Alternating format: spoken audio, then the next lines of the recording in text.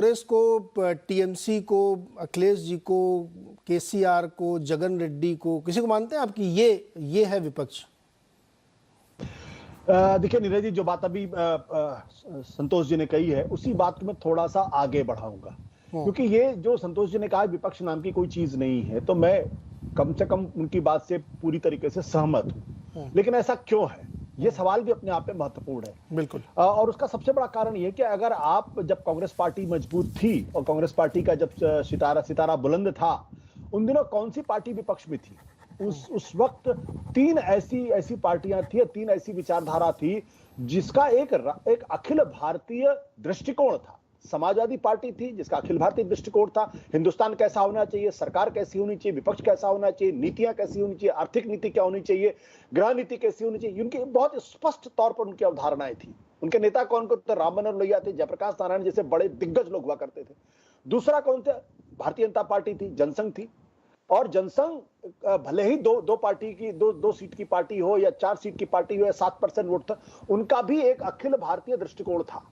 और वो अखिल भारतीय दृष्टिकोण, उससे आप सहमत हो असहमत, लेकिन एक दृष्टिकोण था। हिंदुस्तान कैसा होना चाहिए, इसकी राजनीति कैसी होनी चाहिए, सब उनके पास था। कम्युनिस्ट पार्टियां थी, और कम्युनिस्ट पार्टी भले ही 2 राज्यों तक या 3 राज्यों तक सीमित थी, लेकिन उनका भी अखिल भारतीय दृष्टिकोण था। आज की तारीख में अगर आप देखें, जो कांग्रेस सिस्टम जो टूटा, उसके बाद जो भारतीय जनता पार्टी का जो सिस्टम बना है, इसमें कोई, कांग्रेस को अगर आप छोड़ दीजिए तो कोई भी ऐसी पार्टी नहीं जिसका अखिल भारतीय दृष्टिकोण हो।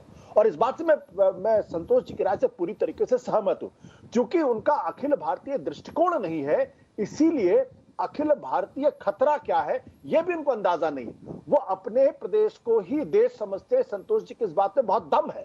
तो आज की तारीख में जो पहले अगर आप देख, ज्योति बसु हुआ करते थे, हरकिशन सिंह सुरजीत होते थे, लाल कृष्ण आडवाणी, अटल बिहारी वाजपेयी, देवीलाल, रामकृष्ण हेगड़े जैसे नेता थे। हिंदुस्तान जरूर गरीब था, लेकिन इनके अंदर चिंताएं थी कि भविष्य कैसा होना चाहिए, भारत कैसा होना चाहिए।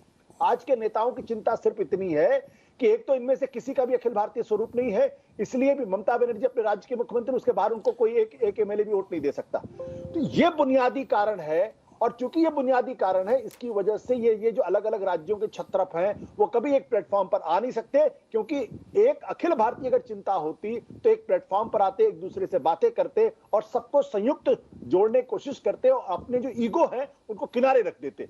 अब बताइए ममता बनर्जी क्या कह रही है? मैं इसलिए उपराष्ट्रपति पद के उम्मीदवार का समर्थन नहीं करूंगी क्योंकि मुझसे कंसल्ट नहीं किया गया। अब ये कोई वैचारिक बात तो है नहीं, ये महज ईगो की बात है।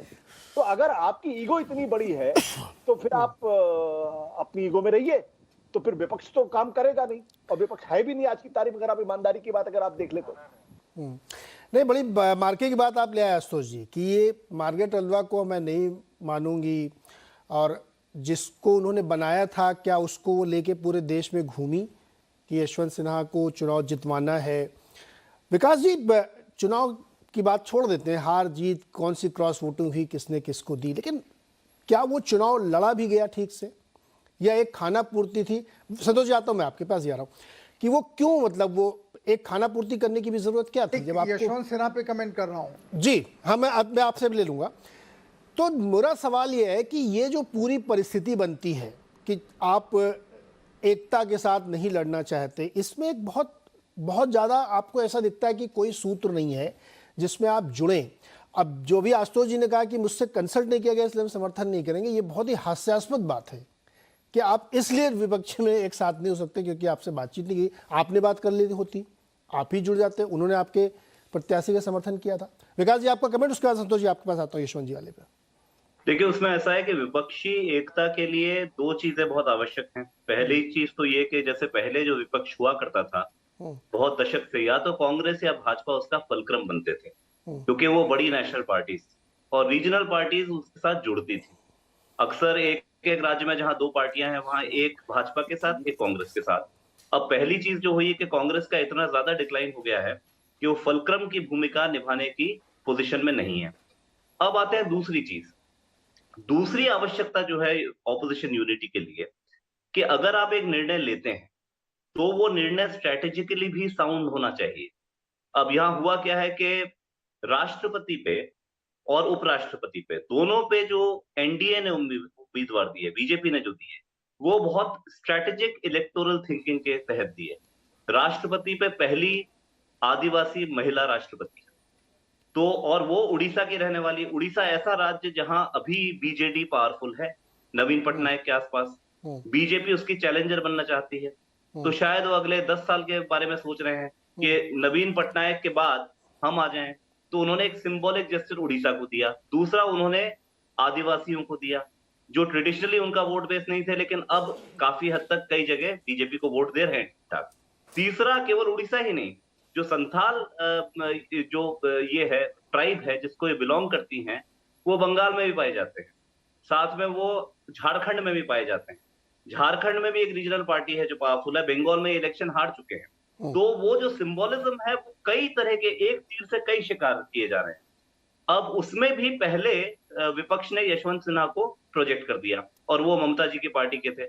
बाद में ममता बनर्जी बोली कि अगर पहले से सरकार बात कर लेती तो हो सकता है कुछ समझदारी द्रौपदी मुर्मू में बन जाती। अब वो उन्होंने क्यों कहा, इसलिए कहा कि संथाल जो ट्राइब है वो तो बीरभूम वगैरह के आसपास काफी है, उनके राज्य के अंदर काफी है।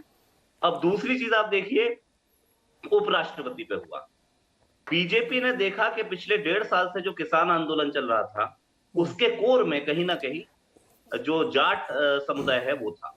किसान थे, लेकिन ज्यादातर वो किसान आपको दिखाई देंगे हरियाणा से, वेस्टर्न यूपी से और पंजाब से दिखाई देंगे, जो सिख हैं। लेकिन सिखों में भी जो डोमिनेंट कास्ट है वो जट सिख है। तो उन्होंने क्या किया, राजस्थान का चुनाव अगले साल आने वाला है, तो जहां उनको लगा कि थोड़ा जाटों में कहीं ऐसा ना हो कि हमारा समर्थन कम हो जाए, उन्होंने एक जाट कैंडिडेट दे दिया। अब जाट कैंडिडेट के रिप्लाई में 17 पार्टियां बैठती हैं विपक्ष की, और वो 17 पार्टियां बैठ के एक ऐसा निर्णय लेती हैं, मार्गरेट एल्वा, वो 80 वर्ष की हो चुकी हैं, उनका political career towards the end है। मूल तौर पर वो कर्नाटका की रहने वाली हैं और वो रोमन कैथोलिक क्रिश्चियन है। अब रोमन कैथोलिक क्रिश्चियन कर्नाटका का जो है वो तो वोट देगा ही वैसे ही कांग्रेस को, और वो वोट इतना छोटा भी वोट है कि उससे आप कभी भी बीजेपी को हरा नहीं सकते। तो दोनों केसेस में देखिए स्ट्रैटेजिक थिंकिंग जीरो है। अब जब स्ट्रैटेजिक थिंकिंग जीरो हो जाती है तो आफ्टर थॉट्स आते हैं। द्रौपदी मुर्मू के ऊपर विपक्ष की पार्टियों में आफ्टर थॉट्स आए। कुछ पार्टीज ने पहले उनको समर्थन दे दिया, जेएमएम से सपोर्ट मिल गया, आपके नवीन पटनायक ने सपोर्ट दे दिया। उसके बाद कई एमपीज को इंडिविजुअल लगा, और एमएलए कि यहाँ कहीं गड़बड़ ना हो जाए, तो उन्होंने भी अपना एक डिसेंटिंग वोट खड़ा कर दिया।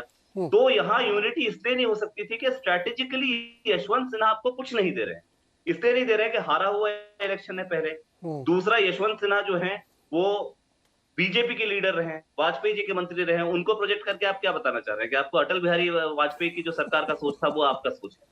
तो एक तरह से आप बी टीम वैसे ही बन रहे हैं। तीसरा, वो कायस्थ हैं, सवर्ण हैं, आईएएस अफसर रहे हैं, तो कायस्थों की आबादी भी हर राज्य में बहुत कम है।